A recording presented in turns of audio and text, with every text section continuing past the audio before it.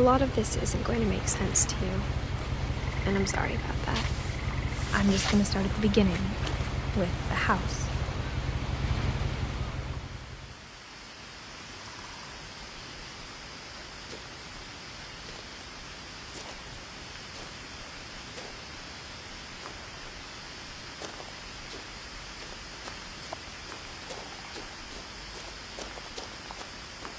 I lived here until I was 11, but I wasn't allowed inside half the rooms.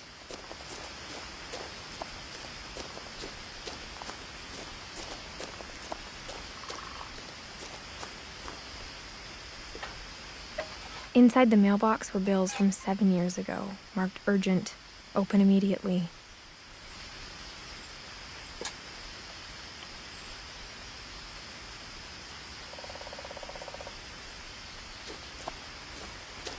I hadn't been back since my brother Lewis's funeral.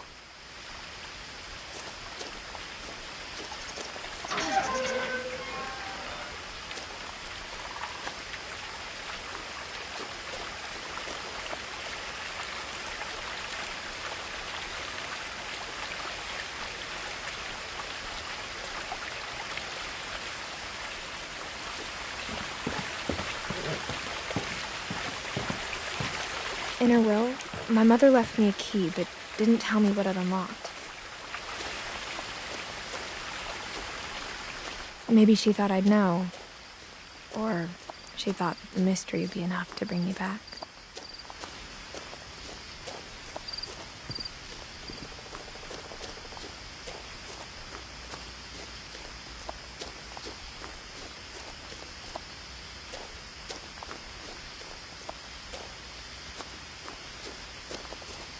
No one had driven this way in a long time, but I saw a few hoof prints.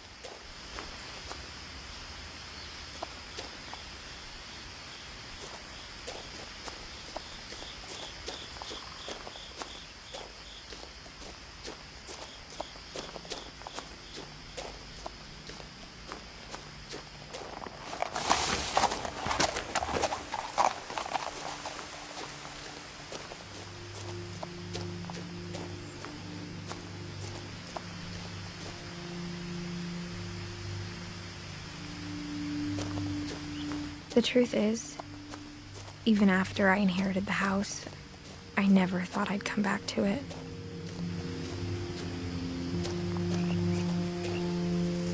But now I had questions about my family that only the house knew the answers to.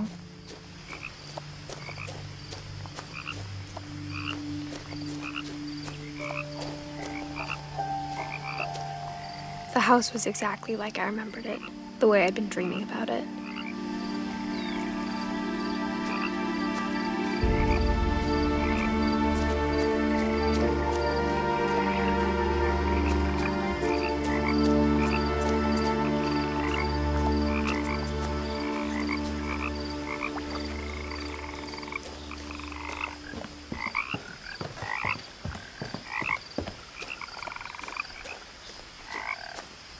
I asked Edie once about the dragon in the pond. She said it had killed her husband.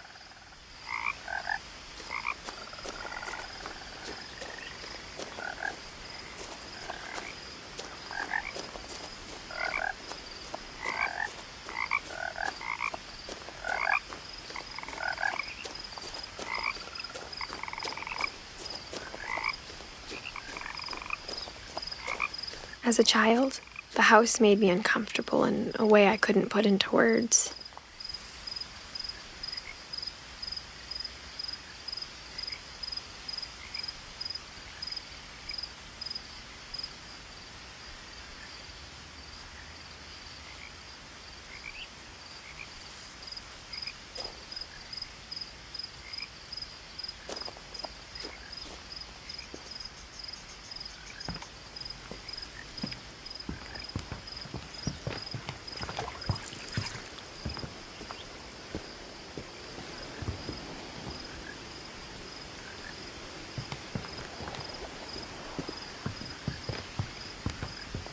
Now, as a 17-year-old, I knew exactly what those words were. I was afraid of the house.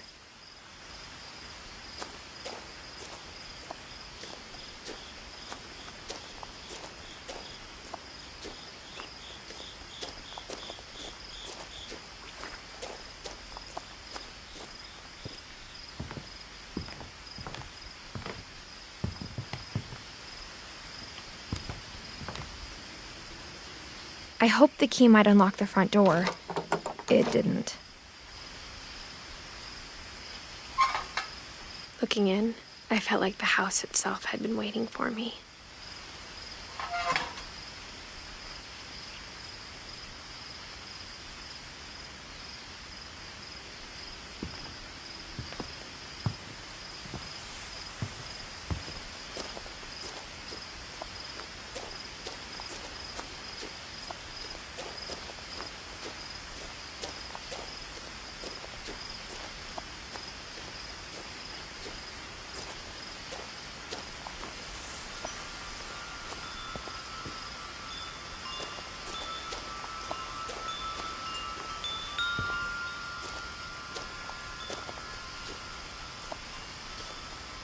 The house felt like it had always been here. Even the swing set was older than my mother.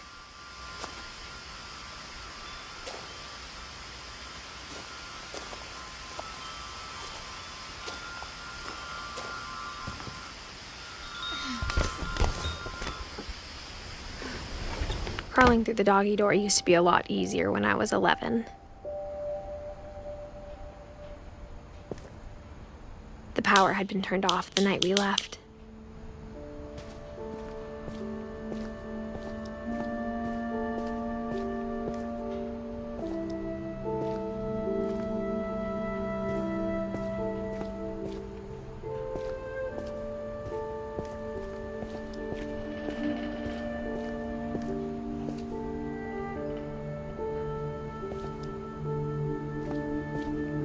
For the first time in years,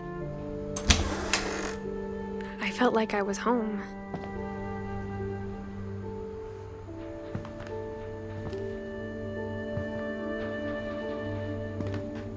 But instead of a family, there were just memories of one.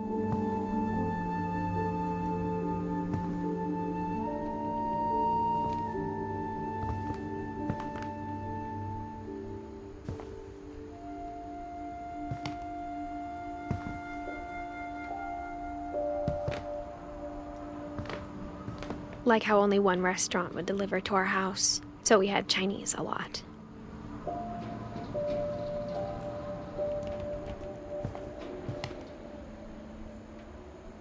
Or how after Louis started working at the cannery, we all got sick of eating salmon.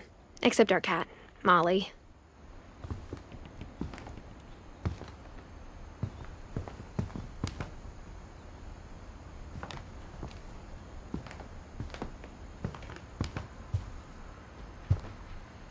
The table was still a wreck from the night we left.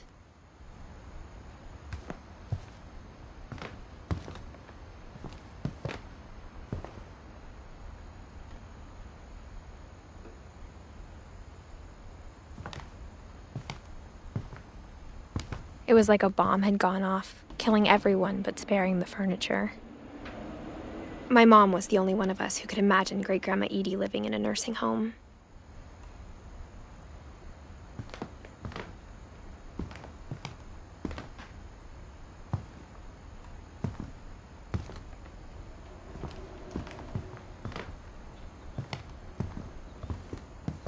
Nothing in the house looked abnormal. There was just too much of it, like a smile with too many teeth.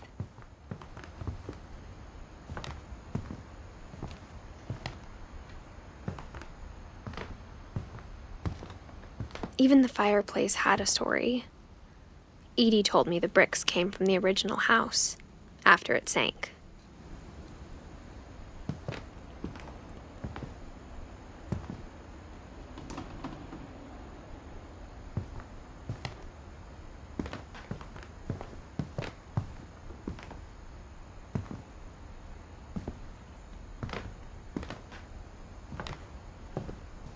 Mom always told me to stay out of the basement, so I wasn't too surprised when the key didn't fit.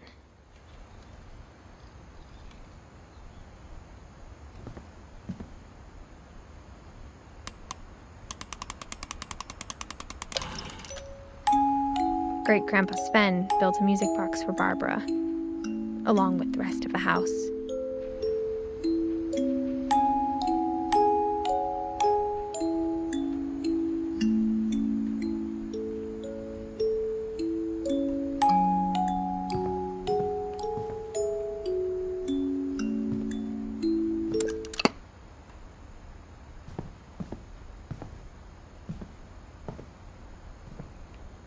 A lot of things got left behind in the whirlwind of that last night. My mom wasn't much of an optimist, but she never stopped believing that my brother Milton was alive.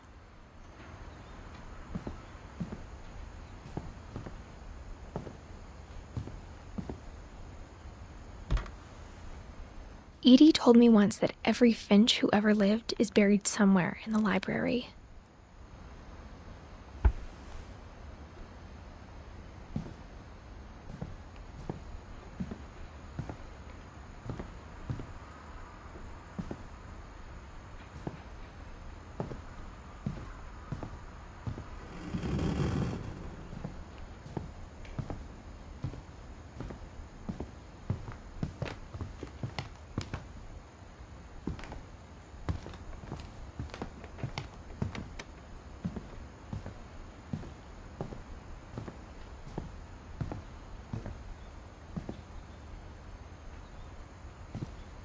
After Milton disappeared, Mom sealed up all the bedrooms. Then Edie retaliated and drilled peepholes.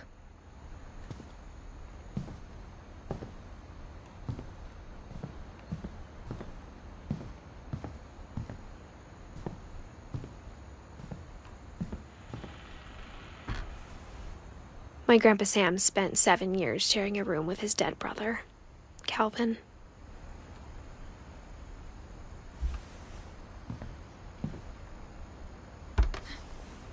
As a kid, I just assumed every house had peepholes and sealed rooms you weren't allowed inside of.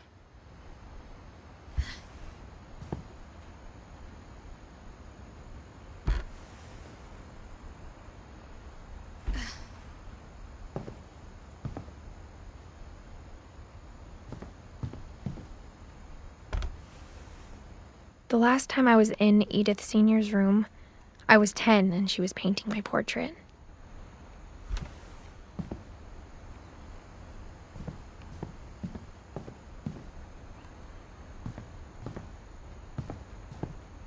Whenever people ask me about my family, the first thing they always want to know about is Barbara.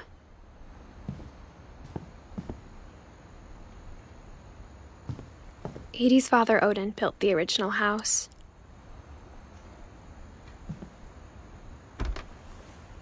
Barbara was a child star for 2 years, until America grew out of it.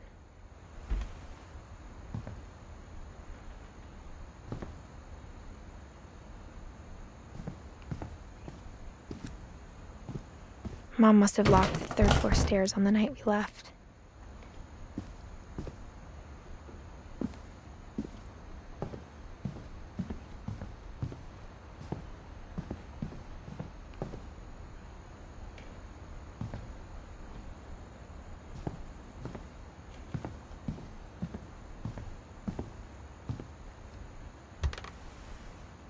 Molly always seemed like a girl I could imagine being friends with, if she hadn't died in 1947.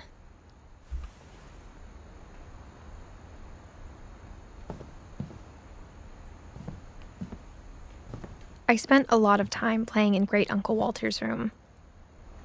I think my mom sometimes regretted not sealing it up.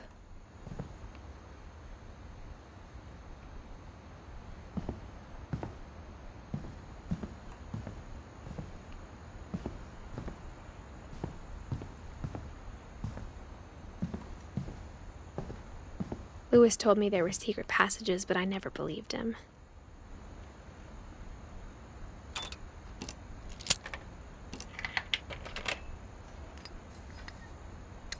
Turns out, my mom was really good at keeping secrets. Now it was time to find out what my mom had been afraid of.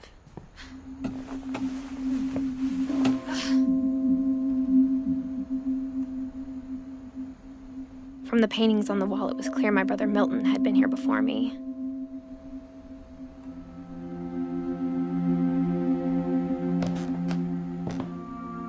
Reading this, maybe it sounds like I had a plan. But I had no idea what was behind that door.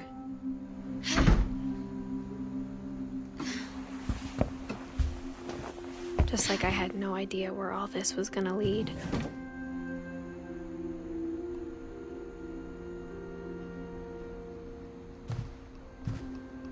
I grew up looking at Molly's room through the peephole.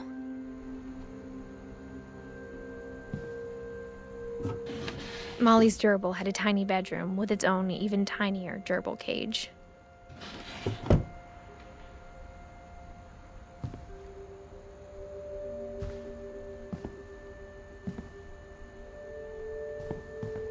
Being inside for the first time, I felt like I'd stepped behind a painting.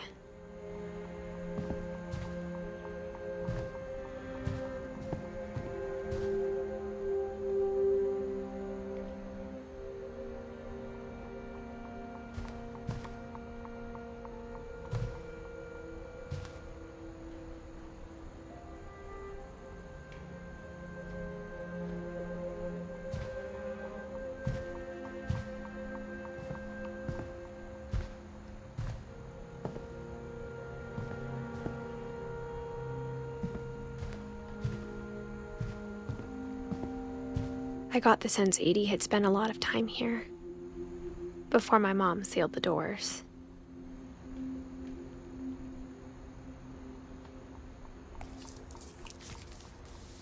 December 13th, 1947. Dear Diary, I'll be gone soon, but I wanted to tell somebody about what's gonna happen. It started when Mom sent me to bed without dinner. I woke up and I was starving, so I looked around for something to eat.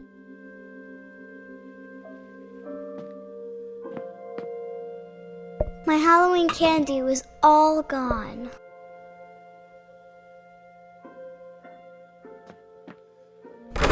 Mom, can I come out now? Sweetheart, it's late. Go to sleep.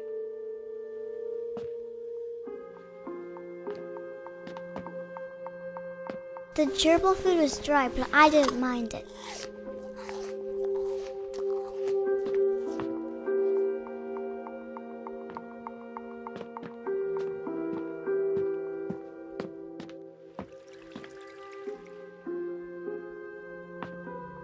I thought about eating Christopher, but I held back.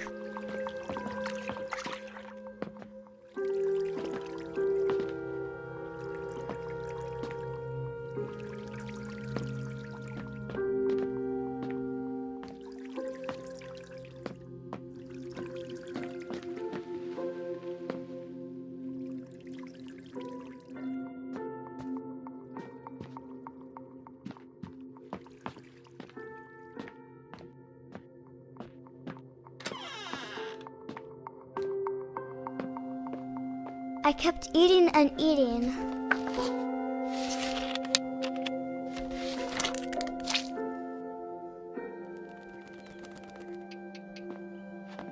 I ate a lot of things that night.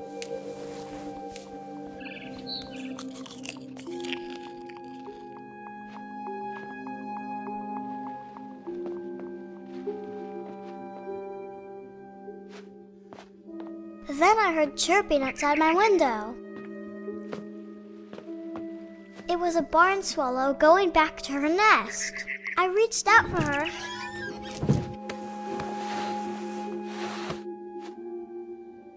And suddenly,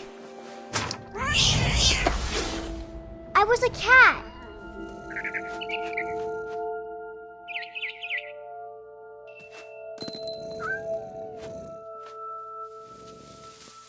I tried to be quiet, but the bird was really scared.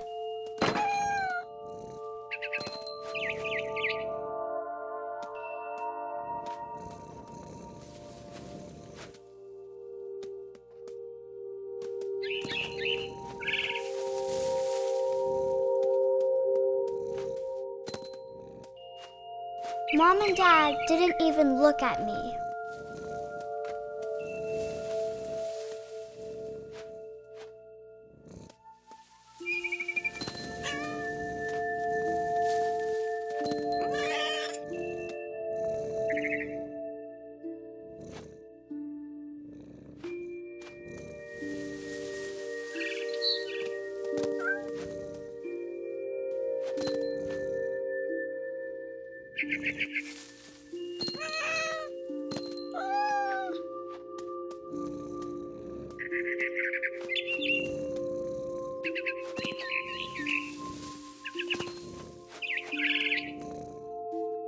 jumped and I almost got her.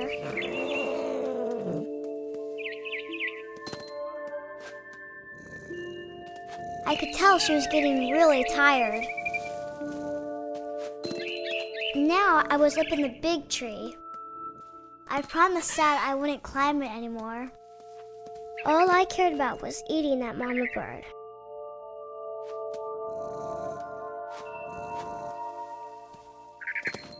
I gobbled her up.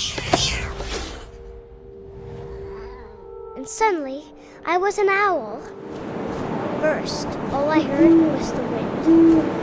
Then I heard little teeth nibbling in the grass.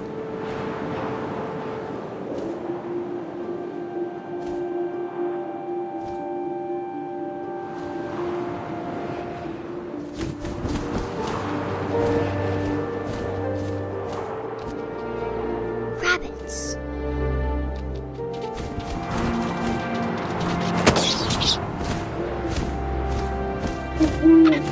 I imagined his face looking up and seeing mine through my talons. I swallowed him up, and I didn't chew one bit. Then I flew off to find something bigger.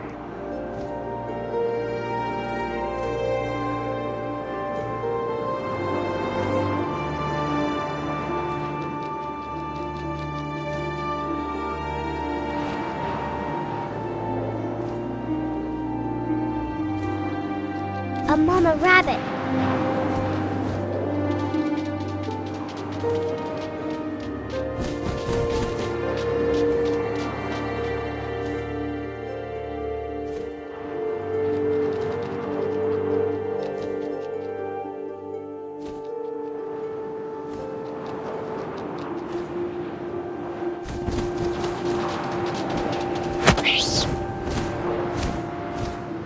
She was almost too big to carry. I started choking, but I couldn't stop eating. And suddenly, I was a shark.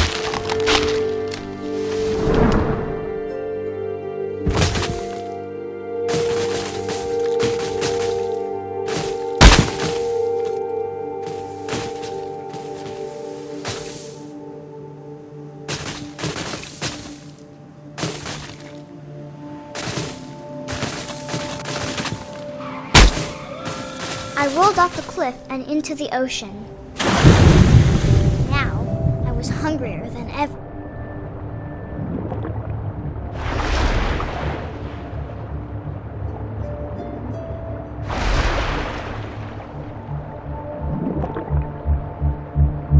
I wanted fat, juicy seeds.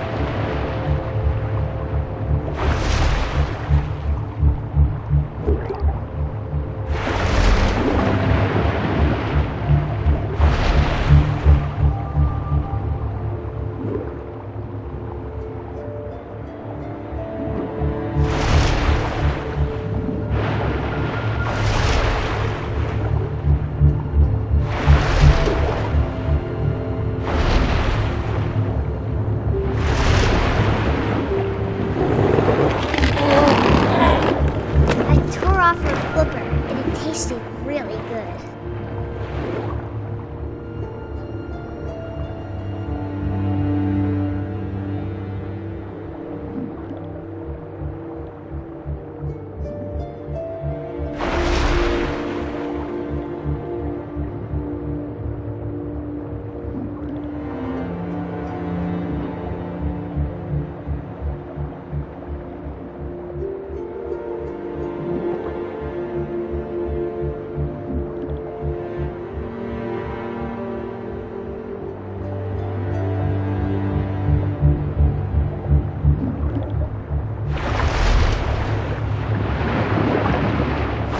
Grabbed on tight. When I was so hungry, I jumped out of the water. When I opened my eyes, everything had changed.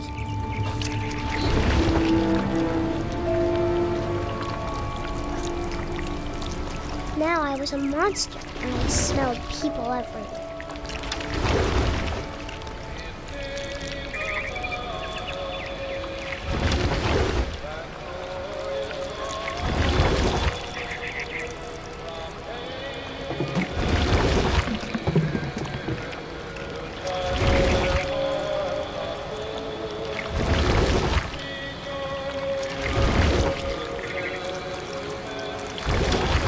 big, but I moved real quiet.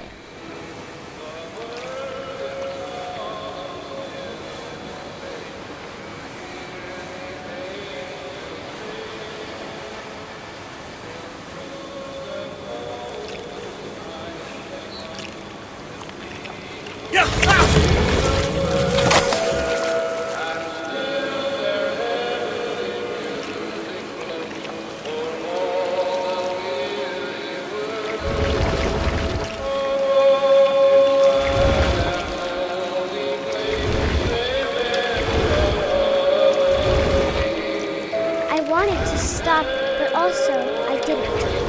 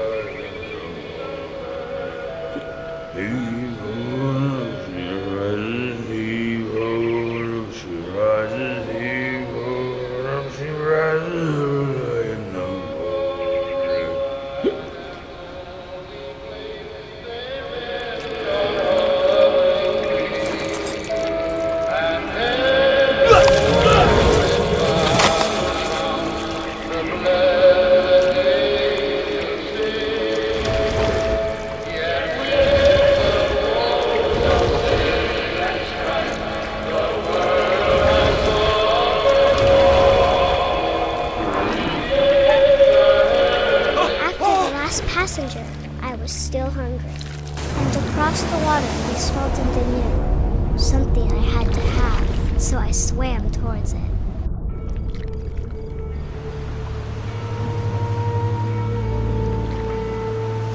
I slithered onto the sand, and the good smell went into an old pipe.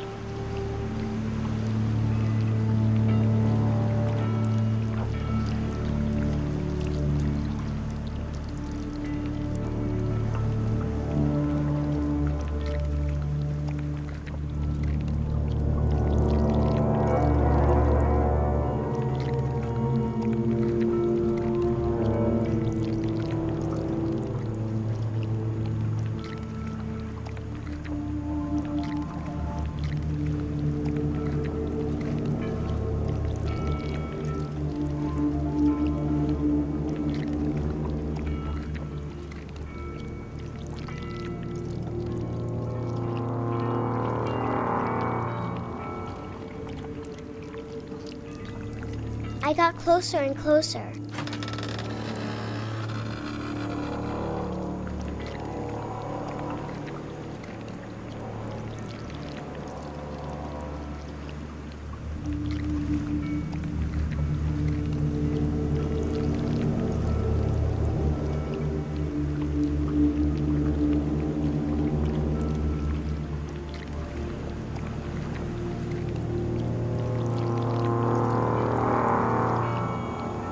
All of my stomach started growling. And suddenly, I was me again.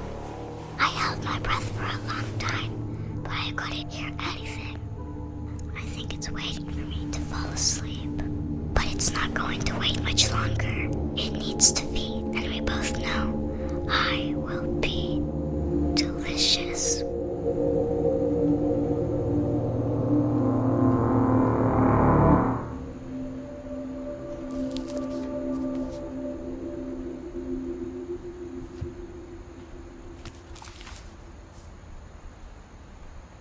I'm not sure if I believed all of that, but I'm sure Edie would have.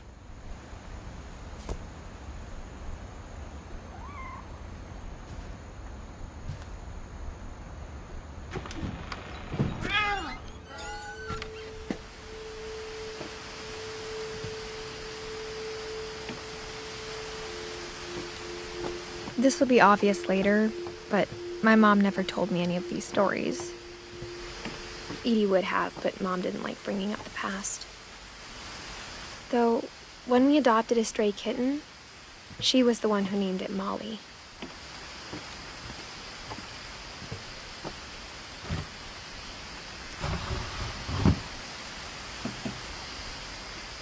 I spent a lot of time in Great-Grandma Edie's room.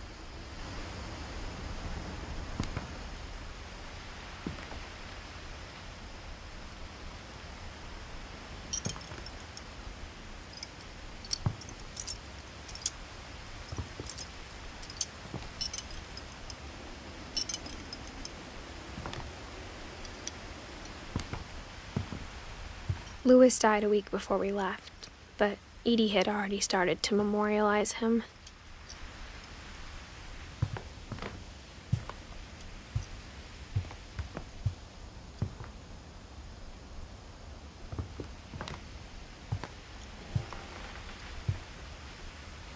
Edie gave a big interview about a mole man living under the Finch house.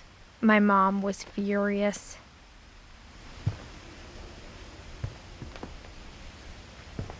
One summer, they evacuated the island, but Edie refused to go. For a few weeks, she was a celebrity.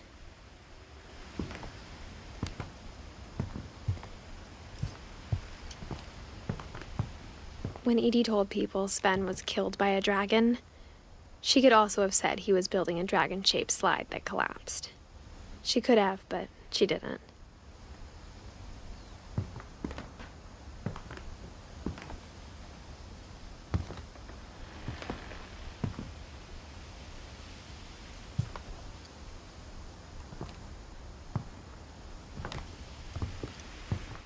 I hadn't thought of myself as Edith Jr. for a long, long time.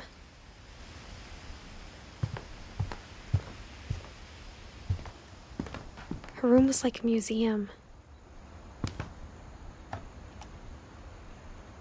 For 500 years, the Finches have been famous throughout Norway for their fortune and misfortune.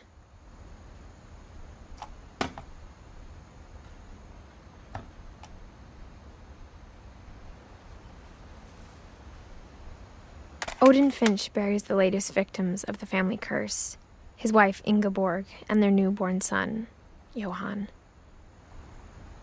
On January 7th, 1937, he set sail with his family and his house, hoping to leave the curse behind. But 40-foot waves off the coast of Washington send the house and Odin to the bottom of the sea. Odin's daughter Edie, with husband Sven and baby Molly, step ashore on their new home, Orcas Island. Odin Finch is the first to be buried in the new family cemetery. His daughter Edie is already dreaming of a new Finch house.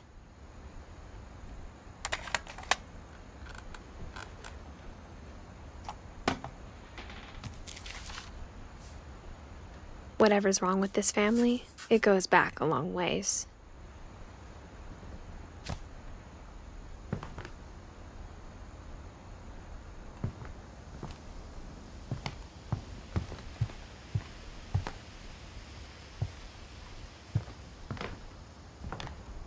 Even in her 90s, sometimes Edie seemed a lot younger than my mother.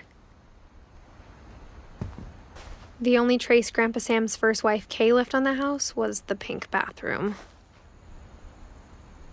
It was a pretty big trace.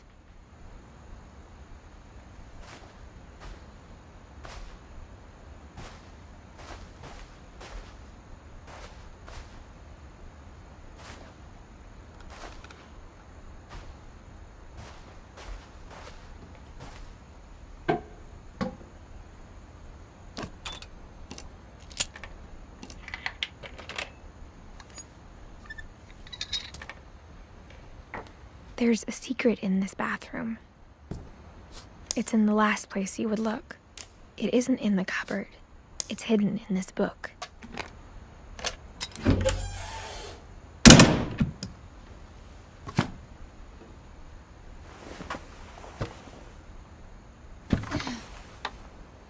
Sven gave Sam an old camera he'd refurbished. He never put it down.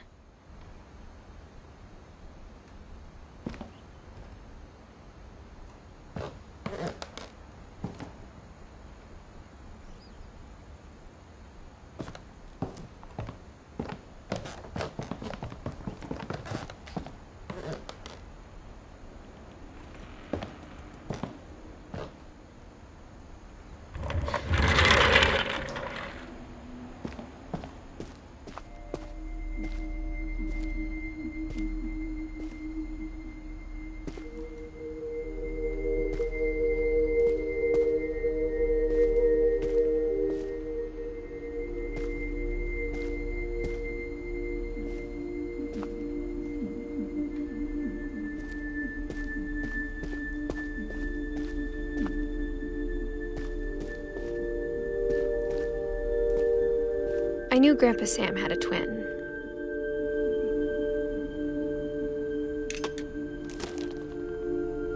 And that he never talked about him.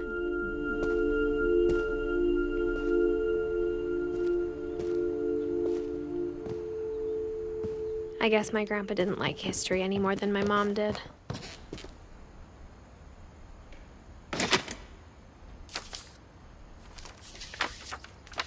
How I Want to Remember My Brother by Sam Finch. The thing I remember is that when he made up his mind, that was it. My brother said he'd die before he ate another mushroom, and he did. At Barbara's funeral, we swore we'd never be afraid again, and he wasn't. I think Calvin always wanted to fly. Sam! Calvin! Dinner's ready! Coming! But that day, he finally made up his mind to do it.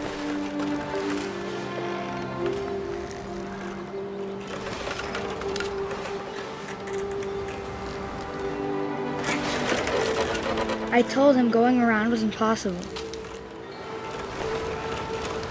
Maybe if I hadn't said that,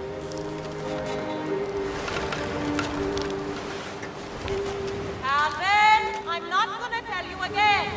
maybe if the wind hadn't picked up, then maybe he'd still be here. But I doubt it. I think he'd already made up his mind. That's what I want to remember about my brother.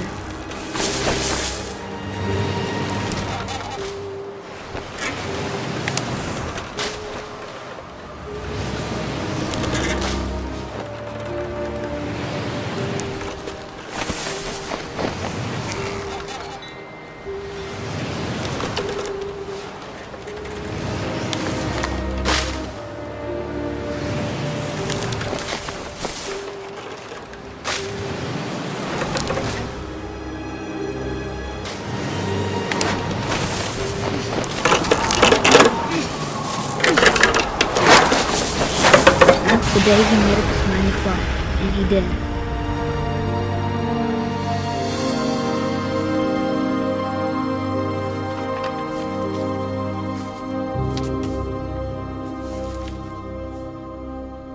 Calvin's story felt strangely familiar. When I was younger, I remember trying to do the exact same thing.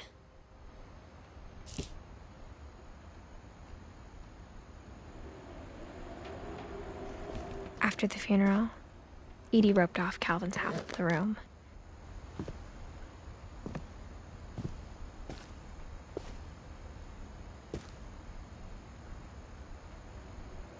Mom said Grandpa Sam enlisted at 18 and never set foot in the room again.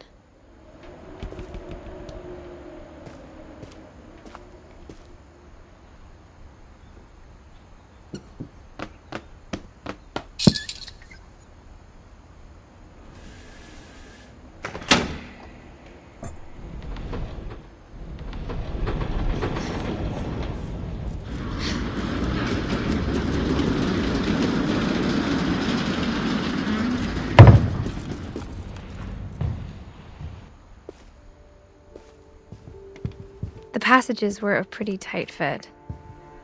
They'd obviously been built for smaller hands and bellies.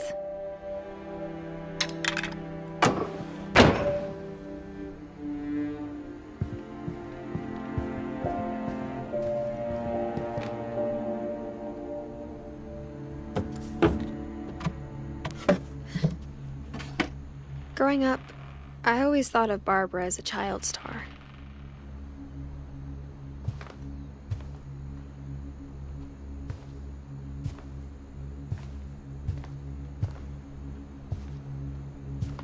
I never thought about how hard it must have been for her afterwards.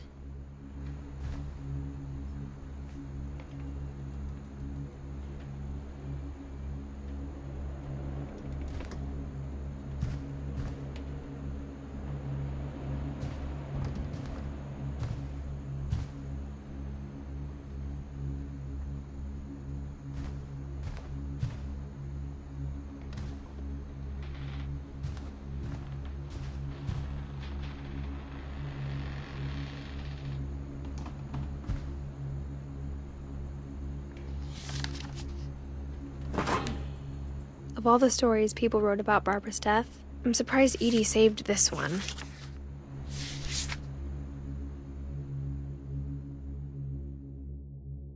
Old Jack here with another ghastly tale inspired by America's most unfortunate family. I'm calling it The Surprise Ending of Barbara Finch. As a child star, Barbara was famous for her scream. Now at 16, she was all washed up, a has-been. But in a lucky break, she'd been asked to perform her signature scream at a local convention for monster movie fans. It was just the boost her career needed. Unfortunately, her scream hadn't aged well. Getting better. I think you just need the right motivation. Her biggest fan and current boyfriend, Rick, was about to demonstrate when... Now that was a great scream. It was Barbara's father, Sven. He'd slipped into a table saw and had to be rushed to the emergency room. So Barbara got stuck babysitting her youngest brother, Walter. Her convention comeback was canceled. Okay, I'm hearing frustration, but I'm not hearing terror. What if I tried... A gang of hoodlums in Halloween masks have been terrorizing Orcas Island tonight. Police are urging residents to... That came from the basement. You're right! Also, I loved your delivery on that. Why is your basement door locked? Because my dad likes making puzzles and secret passages. There's a key hidden in the music box. The secret is to keep winding and winding until finally the key pops out. Thanks, babe. I'll be back in a sec. 20 minutes later, Rick hadn't returned. So Barbara went to look for him, right on cue. She reached for the music box, and as she wound the key, she listened for Rick, but the house was silent.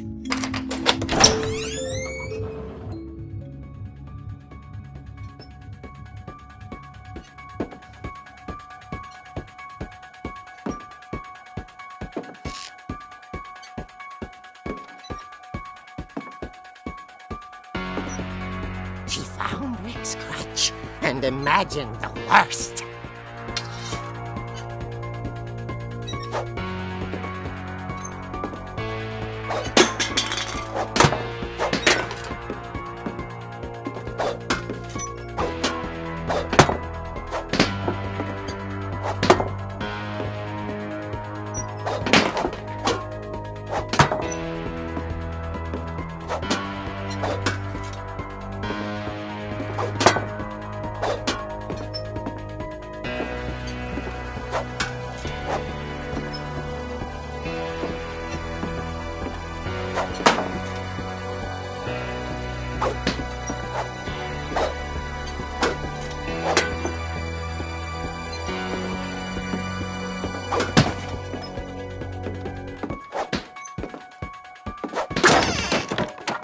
Leader is the infamous Hookman killer, Dr. Carl Hamill, who impaled and then ate his family 10 years ago tonight.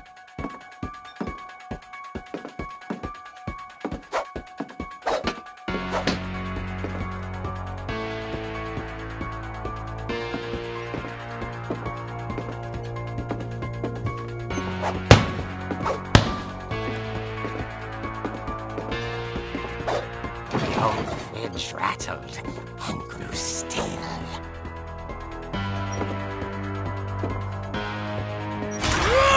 Oh dear!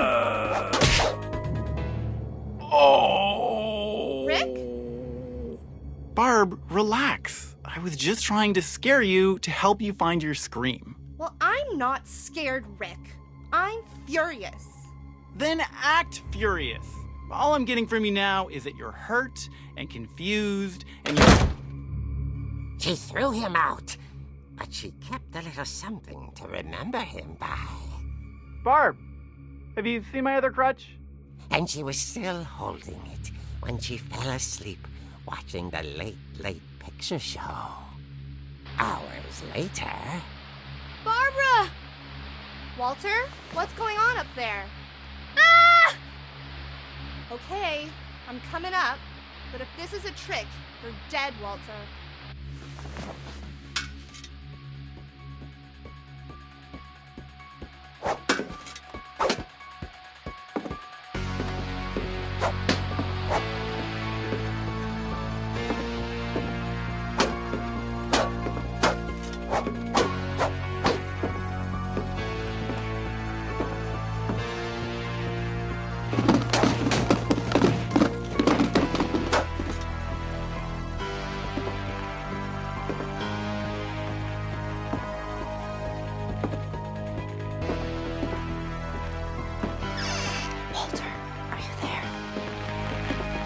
Walter had vanished, but his bedside radio was still on. Orcas Island police describe the man as 6 feet tall, with a steel hook for a hand. Residents are urged to lock all doors and windows and notify the police of any suspicious activity.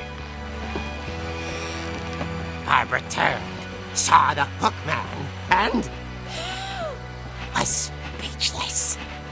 He was quite smashing. And he was. He couldn't get enough of Barbara. Okay, Barbara, there's gotta be another way out of here. That night, she played her part beautifully.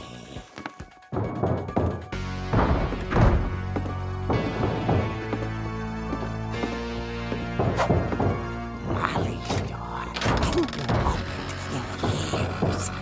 The hinges groaned.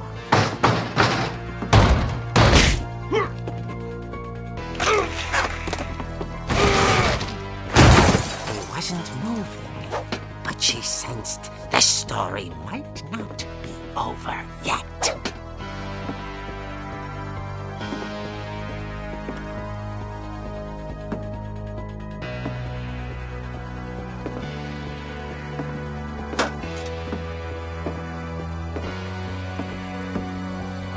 The hookman had vanished. She listened for his breathing, but all she heard was...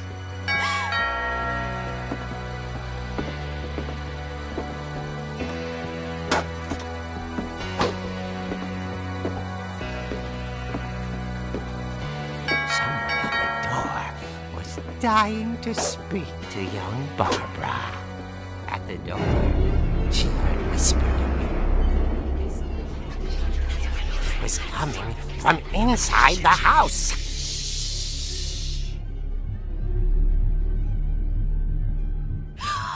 Oh dear.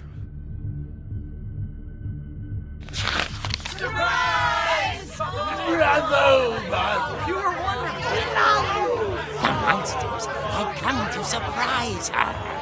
For Barbara, it was a dream come true. Then she saw what kind of monsters they were, and she realized what was about to happen. She was going to be famous. And with her final breath, Barbara Finch gave the performance of her life.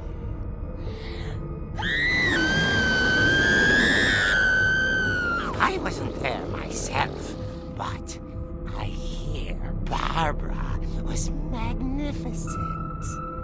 Poor girl. She had a taste for stardom. But unfortunately, so did her fans. Of course, the police blamed it all on poor Rick, who disappeared the same night. And little Walter? Hiding under his bed the whole time. He took it all pretty hard, but that's another story. As for Barbara, tucked inside the music box is all they ever found of her. Her ear. Now that's what I call a real eerie tale.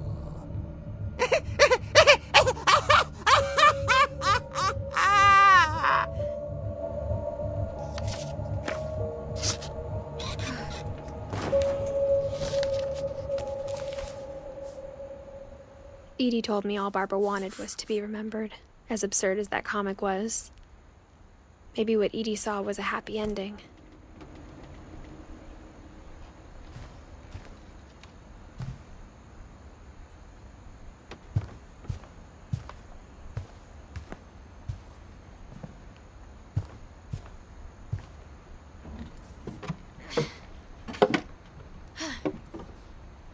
I guess now I know why Mom didn't like me playing with the music box.